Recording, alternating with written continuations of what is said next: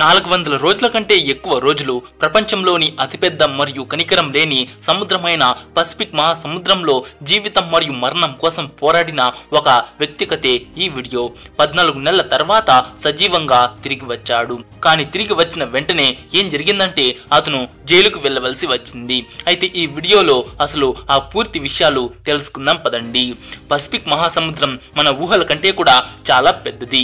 Chile తీరంలో సముద్రం మీద పసిఫిక్ మహాసముద్రంలో భూమికి అడ్డంగా ఒక రంధ్రం వేసినా అది భూమి యొక్క అవతలి వైపున పసిఫిక్ మహాసముద్రంలోనే బయటకు వస్తుంది. ప్రపంచంలో మొత్తం 5 మహాసముద్రాలు ఉన్నాయి. ఈ 5 మహాసముద్రాల్లో అతి పెద్దది పసిఫిక్ మహాసముద్రం. ఇది మొత్తం 165 మిలియన్ల చదరపు కిలోమీటర్లు విస్తీర్ణంలో విస్తరించి ఉంది. మన ప్రపంచంలోని మొత్తం భూభాగం అంటే మొత్తం పొడి భూభాగం కేవలం 148 మిలియన్ చదరపు కిలోమీటర్లు మాత్రమే. అప్పుడు మీరే అర్థం చేసుకోండి పసిఫిక్ మహాసముద్రం ఎంత పెద్దదో. మిగిలిన 4 మహాసముద్రాలను తీసివేస్తే కేవలం పసిఫిక్ మహాసముద్రం మాత్రమే మన మొత్తం ప్రపంచంలోని పర్వతాలు, ఎడారులు, అడవులు మరియు ద్వీపాలన్నిటికంటే కూడా చాలా పెద్దది. ఈ మొత్తం మహాసముద్రంలో కొన్ని ద్వీపాలు మాత్రమే ఉన్నాయి. అవి కూడా చాలా చిన్నవి. ఈ విశాలమైన సముద్రంతో పోలిస్తే అవి కేవలం ఒక చుక్కలా కనిపిస్తాయి. మరియు ఆశ్చర్యకరమైన విషయం ఏంటంటే ఈ ద్వీపాలలో చాలా వరకు మానవులు ఇప్పటి వరకు అడుగు పెట్టలేదు. అంటే మొత్తంగా చెప్పాలంటే ఒక వ్యక్తి పసిఫిక్ మహాసముద్రంలో తప్పిపోతే అతడిని కనుగొనే అవకాశం దాదాపుగా ఉండదు. కానీ ఈ రోజు మీరు తన చిన్న పడవలో పసిఫిక్ మహాసముద్రంలో తప్పిపోయిన ఒక వ్యక్తి యొక్క నిజమైన కథను తెలుసుకుంటారు. అది కూడా కేవలం 10 లేదా 15 రోజులు కాదు, ఏకంగా 438 రోజుల పాటు. అవును, ఈ వ్యక్తి అనుకోకుండా ఒక ప్రపంచ రికార్డును కూడా సృష్టించాడు. బహుశా ఎవరు కావాలని కూడా దాన్ని బద్దలు కొట్టడానికి ఇష్టపడరు.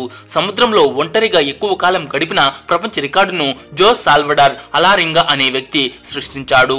అతను సముద్రంలో మొత్తం 438 రోజులు గడిపాడు. అది కూడా కేవలం 7 అడుగుల చిన్న పడవలో. కానీ ప్రశ్న ఏమిటంటే 14 నెలల పాటు అతను ఒంటరిగా సముద్రంలో ఎలా జీవించాడు? కానీ అంతకుముందు అతను సముద్రంలోకి ఎందుకు వెళ్ళాడో తెలుసుకుందాం. అయితే అంతకంటే ముందు ఈ వీడియోకి ఒక లైక్ చేసి మీ ఫ్రెండ్స్ కు తప్పకుండా షేర్ చేయండి.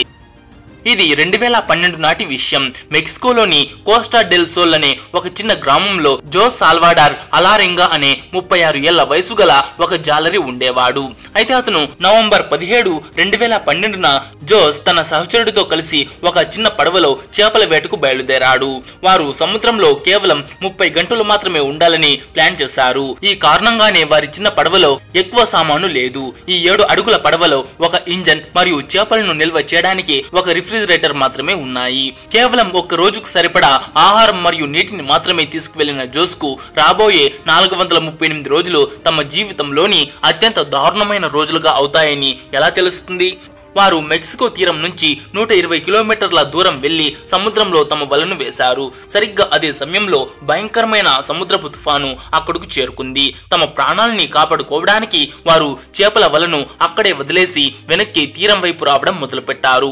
నిరంతరం 6 గంటల పాటు వేగంగా పడవ నడిపిన తర్వాత ఉదయం 7 గంటలకు వారు తీరం నుంచి కేవలం 20 కిలోమీటర్ల దూరంలో ఉన్నారు. మరియు వారికి వారి గ్రామం కూడా కనిపించడం ప్రారంభించింది. వారు ఆ తుఫానును చాలా దూరం వదిలి వచ్చారు. కానీ ఇప్పుడు వారి అదృష్టం వారిని వదిలేసింది.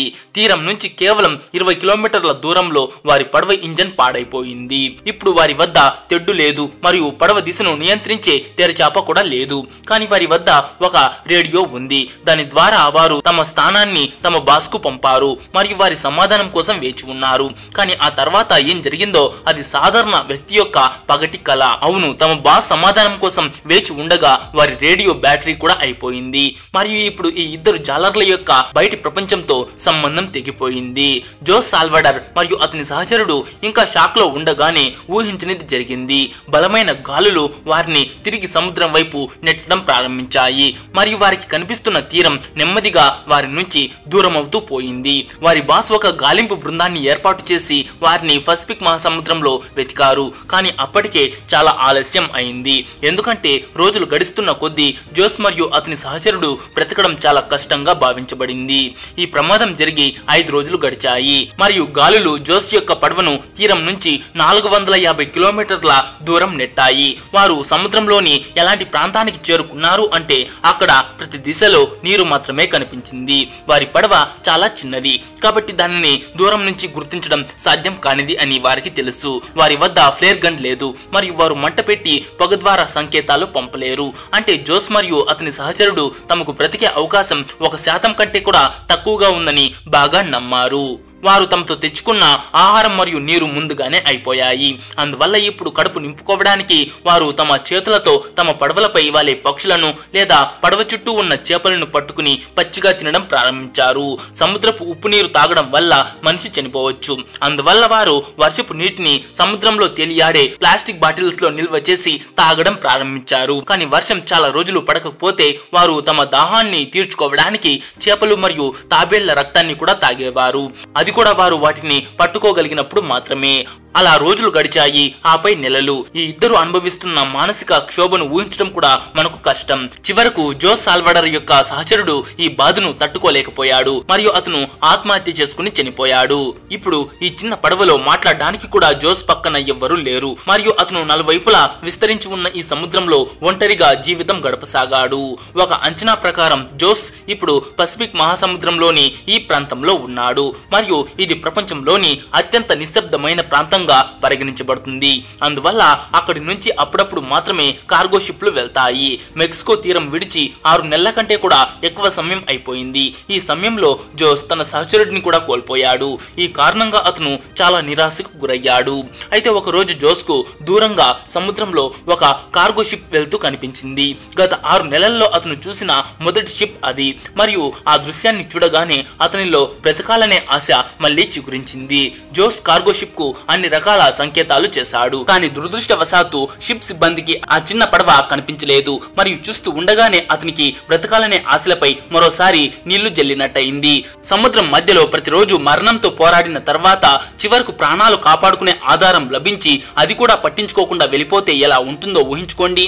ఇక 11 నెలల తర్వాత జోస్ తన చిన్న పడవలో 8000 కిలోమీటర్లు ప్రయాణించాడు. అతని బట్టలు కూడా చిరిగిపోయాయి మరియు అతనికి సూర్యరశ్మి నుంచి తనను తాను కాపాడుకోవడానికి కేవలం ఒక లోదుస్తులు మాత్రమే మిగిలి ఉన్నాయి. చివరికి అదృష్టం జోస్ పై దయ చూపాల్సిన సమయం వచ్చింది. అది జనవరి 30, 2014న. అంటే పూర్తిగా 14 నెలలు గడిచిపోయిన తర్వాత ఆ రోజు జోస్ చుట్టూ నీటిలో కొబ్బరికాయలు కనిపించాయి.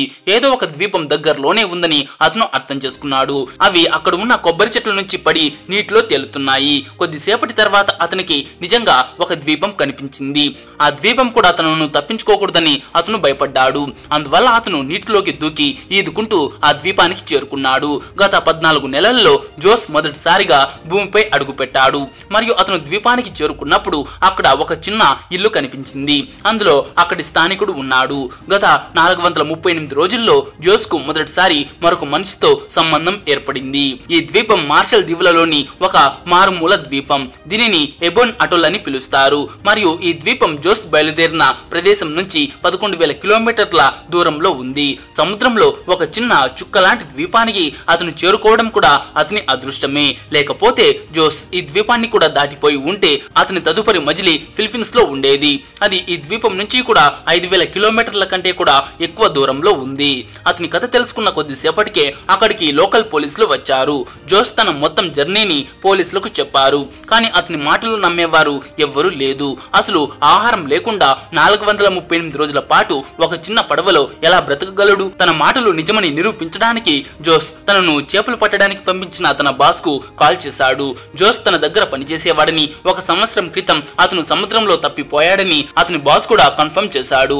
అయితే ఇప్పుడు అతను వీసా లేకుండా వేరే కంట్రీకి చేరుకున్నాడు కాబట్టి కొన్ని రోజుల లీగల్ ప్రాసెస్ తర్వాత అతన్ని తిరిగి మెక్సికోకు పంపారు. కానీ ఈ జర్నీ ఇంకా అయిపోలేదు. సగం దారిలో చనిపోయిన జోస్ ఫ్రెండ్ ఫ్యామిలీ వాళ్ళు జోస్ తన ఫ్రెండ్ ను చంపి తిని ఉంటాడని కేసు పెట్టారు. కొన్ని రోజుల లీగల్ లీగల్ ఫైట్స్ తర్వాత జోస్ను వదిలేశారు. ఆ తర్వాత కొన్ని రోజులకు అతను 438 డేస్ అనే ఒక బుక్ ను పబ్లిష్ చేశాడు. అందులో తన మొత్తం కథను రాశాడు. తెలియకుండానే తన ప్రాణాలని కాపాడుకుంటూ అతను ఎవరు బ్రేక్ చేయలేని ఒక వరల్డ్ రికార్డ్ ను క్రియేట్ చేశాడు. జోస్ కథ మనకు ఏం చెప్తుందంటే లైఫ్ లో ఎన్ని కష్టాలు వచ్చినా ప్రతి కష్టానికి ఒక సొల్యూషన్ తప్పకుండా ఉంటుంది అని. సో ఫ్రెండ్స్, మీరు ఈ వీడియోని ఇంతవరకు చూస్తుంటే ఈ వీడియోకి ఒక లైక్ చేసి మీ ఫ్రెండ్స్ కు తప్పకుండా షేర్ చేయండి.